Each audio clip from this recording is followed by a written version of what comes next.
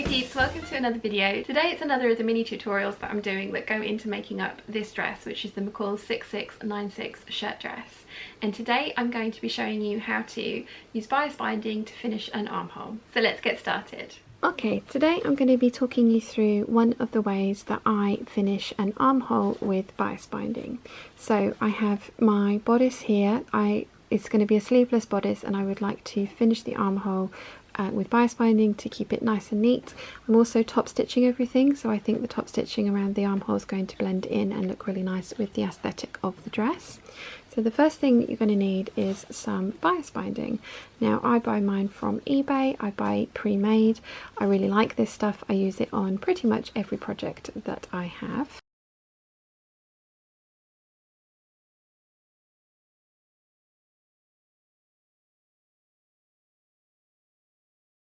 So I've sewn my line of stitching 3/8 of an inch away from the raw edge of the armhole, and what I want to do now, and I buy my bias binding on rolls and I keep it on a roll, so I'll have this in my lap as I'm working. I won't cut a length to the specific job that I'm doing, I just use it off the roll straight like that. You can obviously measure and cut yours to be the specific length that you need it to be.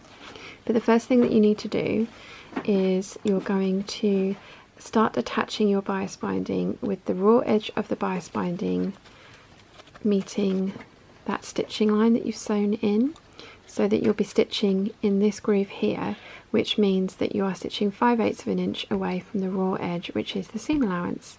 So for starting the bias binding as well, I like to fold mine over back on itself, and I don't actually pin it the whole way around, but I do pin the very first piece in because the binding is slippery and I want to make sure that I'm getting it in, and I'm doing this through the viewfinder, so interesting. I want to make sure I'm getting it in exactly the right place. So there we go. So this is the underarm seam. So I'm going to keep this raw edge lined up with this line of stitching, and I'm going to stitch the whole way around, and when I get to the end I'm just going to overlap by about 1/2 inch and back stitch here. So I'm going to do mine and I'll show you what it looks like when we're finished. Okay, so I have sewn on my bias binding with the raw edge of the binding up against the 3/8 of an inch line of stitching that I had previously put in. So I have folded over one edge and started there, and then when I've come to the end I have just sewn over by about the same amount, and I'm going to trim this off. And as I said, I work with my binding on a reel.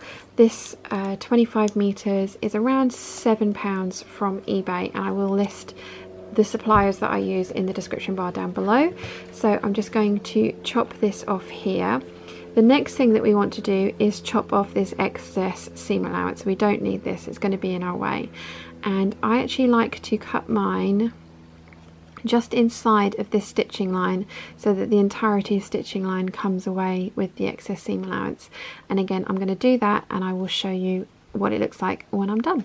So I have trimmed down the seam allowance. As you can see here, that stitching line, I've just trimmed just inside that. So the next step that we need to do is fold our bias binding over to encase this raw edge. And I'm going to top stitch this down using my blind hem foot because it has a nice groove or a guide down the middle, and if I run this against the edge of the binding and move my needle over to the left, it gives me a nice even line of top stitching. Now with this bit here, you may wish to trim this excess off in a diagonal line. I'm going to do mine now, and err on the side of caution, don't trim too much off to begin with, because you can take more away but you can't add to it. So I've just trimmed those so that when I turn this over, everything becomes nicely encased. So like I say, I'm going to top stitch this all down the whole way around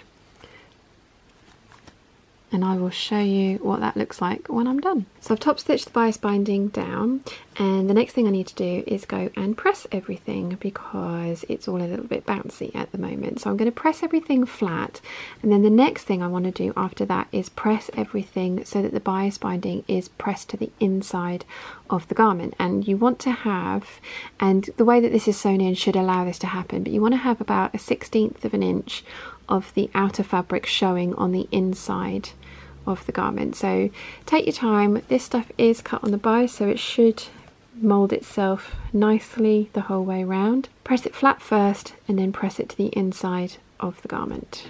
I've pressed my bias binding flat, and I have then pressed it to the inside of the garment, and as you can see there is a small amount of the exterior fabric showing.